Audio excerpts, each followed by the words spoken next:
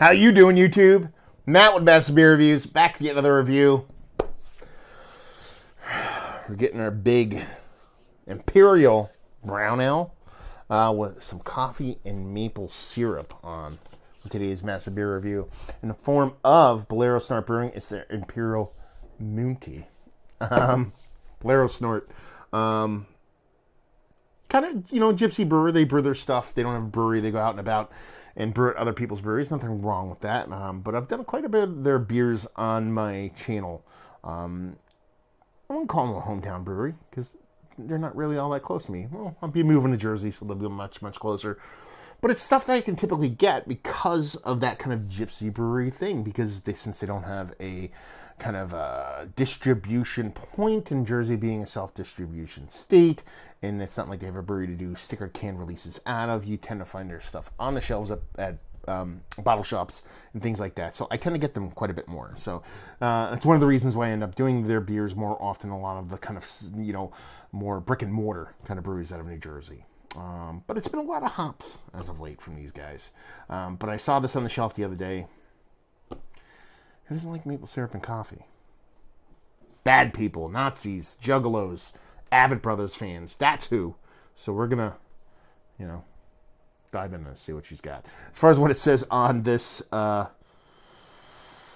I don't know. I'm weird tonight. Anyway, Imperial Smoked Brown Ale, coffee, maple syrup. It's 10.5% alcohol by volume, done and done. It's actually brewed at Cypress Brewing. First beer I've had from them that was brewed at Cypress. I've done a couple of their reviews, and that'd be that. So, yeah.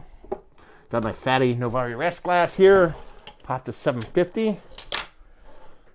Let's see what she's got. Label on this is, I dig it. I like the artwork. It's just deep, rich, dark, and red. Kind of like a abused phallic piece. But, it's a Moountie, kind of all in red on a moose. Drinking a cup of coffee. You can't really see it. It's just so dark. But the label's put on nice. There's a couple wrinkles on there, so their labeling process could be a little bit better. I've heard you had issues with that from time to time. Must be the people putting the labels on there, but we'll let it slide. Pinky finger, infinite creaminess. Malted malt bottle color head, just maybe a skosh below that color. And yeah, she be doc. She be doc. So she definitely has that kind of rich Imperial. Now, today talk about Imperial Brown Ale as opposed to an Imperial Stout, as opposed to an Imperial Porter. Okay. Maybe the Moountie starts out as a brown ale. I don't know. And then they just kind of jack it up, and that's why they use that verbiage. But it kind of looks more like a stout than an Imperial brown ale. But again, a big, huge beer like this is pretty much going to look like a stout. So anyway, what's the nose have to offer? Nice coffee. The coffee is a leader in the clubhouse here. You can get a little bit heavy-handed, or I should say, heavy-handedness is easy with maple syrup. To get that kind of sweetness to kind of trump everything else in the beer. But I'm getting a really nice kind of coffee with a little bit of kind of bittering to it, so it's nice kind of old school kind of coffee. That bittering can be coming from the malt too, but the coffee is nice. A little bit of bittering, a little bit of sweetness. The maple syrup isn't that big. It's not that sweet. It's there, but it's kind of underneath the coffee. It smells nice though. It smells like maple syrup in coffee. Let's put it that way. And then it smells like they put that maple syrup coffee into a beer, which is really nice. Want to know why? Because it's nice to have a beer inside of all these things. A lot of people throw these adjuncts at beers, and the beer ends up getting lost. It's not the case here. It smells like a big, robust, malty beer. It doesn't smell like a big, rich, bold, bittering out of control kind of stout. It smells like a big, robust beer. So I get the whole kind of Imperial Brown Ale thing too. Yeah, she smells nice. How about those words? I'm a wordsmith. Let's take a sip. Cheers.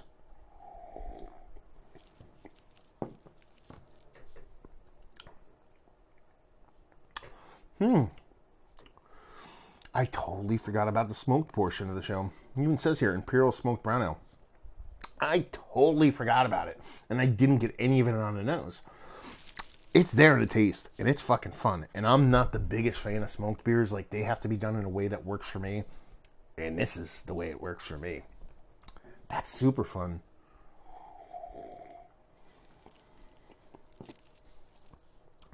Yeah. It's got this super creaminess to it. I mean, it has this nice, rich creaminess, almost milk stout-like creaminess to it.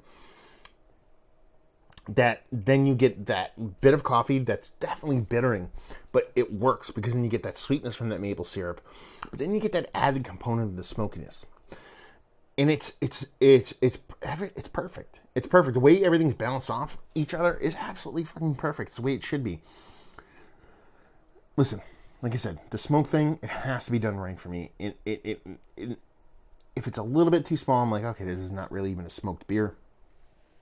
And if it's too big and it's just like off the charts, just like breathing a campfire kind of shit on my end. So it needs to be kind of cash money for me. Maybe it's just me, but cash money for me to work.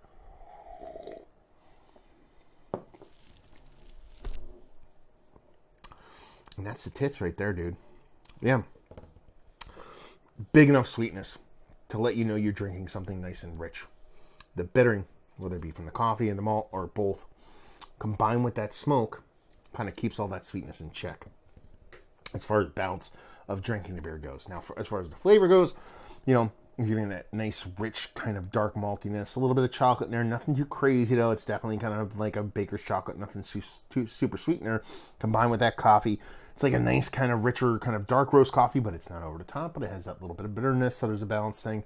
The maple syrup adds that kind of sweet kind of milk or sweetener component that you'd have in your coffee there, so you're getting that kind of like a maple syrup and coffee along with the beer kind of thing, and then again, the smoke on top of that brings your kind of breakfast into play, you know, your kind of ham and eggs kind of thing, your sausage and eggs kind of thing with a cup of coffee. That a lot of people tend to bag on when it comes to a lot of these kind of smoked, kind of maple-y coffee beers. But it brings it in a sense that everything's cohesive. Everything makes sense in here. It's not like one piece is out of place in a big, small, or an indifferent way. They all make sense. They're all in balance, and they're all done really well. And that's super fucking refreshing because, you know, you're talking about it's an Imperial smoked brown ale. So, I mean, that in of itself, that's a core 4 beer. Sure, smoked malt, but that's a core 4 beer.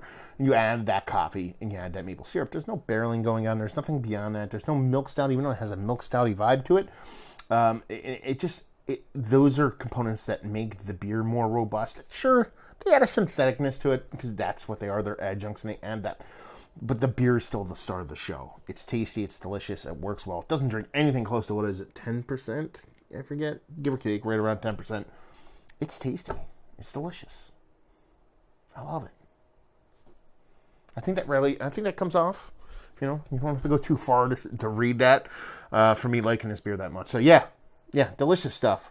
Let's talk about it. It's one of the better, I don't want to say Imperial brown ales, because how many beers are labeled that way? Plus 10% smoked beer. Do we want to go that way? Or do we want to go coffee beer? Or do we want to go maple syrup coffee beer? I don't know.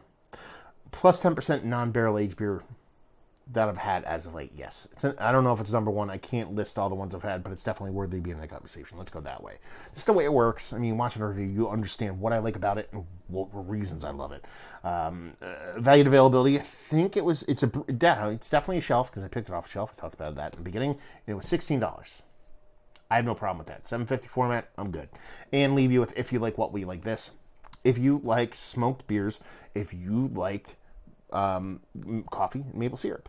Listen, if you like smoked beers in the sense that you like a campfire and you like Roche beers that are over the top, that's beef jerky in a glass, it might not appeal to you in that sense, because that's not going to give you that. But if you like a smoke component to be an added piece to the puzzle, not the leading portion of the show, combined with that coffee and that maple syrup, trying not to sneeze, adding even more funnerness, that's the words I'm looking for, to a beer, then this is going to do you proper. It's tasty, it's delicious, it goes down smooth, and you know, you got bull puns going on. Who doesn't like that? So yeah, who's not going to like it? Like I said at the beginning, Nazis, Juggalos, and Avid Brother fans, because, you know, it's coffee and maple syrup. Who doesn't love that shit?